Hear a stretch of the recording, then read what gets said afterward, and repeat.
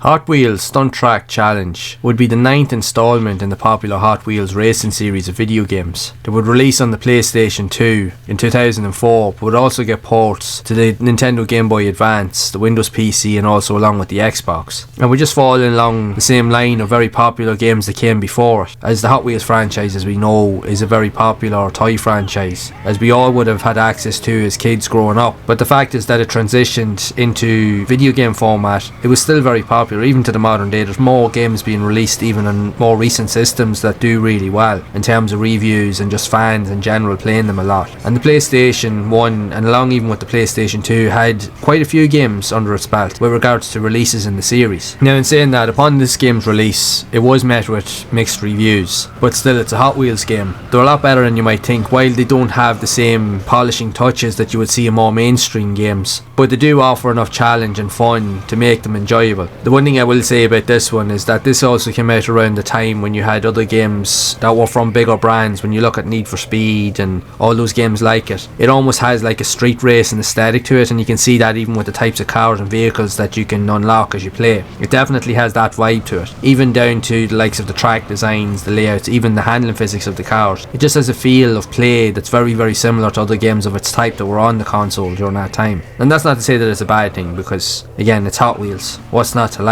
If you're a fan of cars and you're a fan of this brand, you will enjoy it.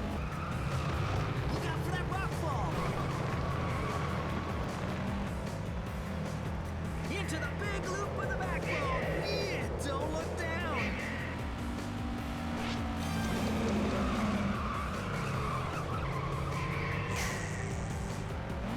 A good spin.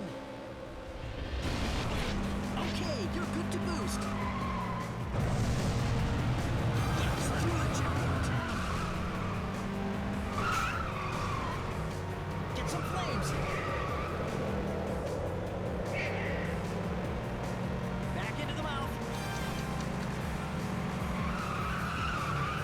Look out for that rock fall.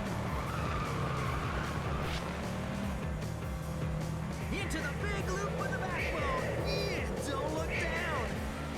So mainly the goal of the game, like with most of the games in the series, even dating back to one of the earlier games on the PlayStation 1, you have to win races, but in order to do that you need to complete tasks and challenges, mini games even, and you have to utilise various stunts and tricks upon hitting jumps to gain points so that you can obviously unlock additional features and elements as you play, and this will also aid in you gaining speed boosts to help you win races. This game also included the addition of online play, also if you had access to a decent internet connection, so you could possibly play with your mates. Now that was all dependent on whether you had a good internet connection or not, which unfortunately back in those days that wasn't really a thing for a lot of people. It was still in its infancy really, but the game still sold well. It still sold well over 1.5 million copies throughout its lifespan, so that'll tell you of the popularity behind the game. But even at that, the series in general, because even on different formats with the Game Boy Advance and other systems, it still sold very well regardless of its reviews. People genuinely do like these games, hence the reason why they're still being released today. They just are a lot of fun. Not the best racing games in the world by any means, but they definitely offer enough appeal to fans, and especially even for nostalgic reasons, as most of us were kids growing up that used to know and play with these type of toys when we were kids, so we are quite familiar with them. So I think that's where this series really hits home, is with the nostalgia element. It really appeals to that nature, and it does a good job of it, in fairness, it really does. But if you like quirky cartoon style racing games with different elements and even stunt focused affairs, then this here game is definitely worth a look. And plus, if you're just a fan of the brand in general, definitely worth a go. But regardless of what I think of it, even though I have enjoyed it, I would love to know your thoughts of this game and what you think of it overall. Are you a fan of the Hot Wheels brand? Are you a fan of the games that released on the PlayStation 2? So let us know in the comments below. And if you would like to see more content around more interesting and unusual racing games like this that were also released on the console, then you can check out this playlist here on screen.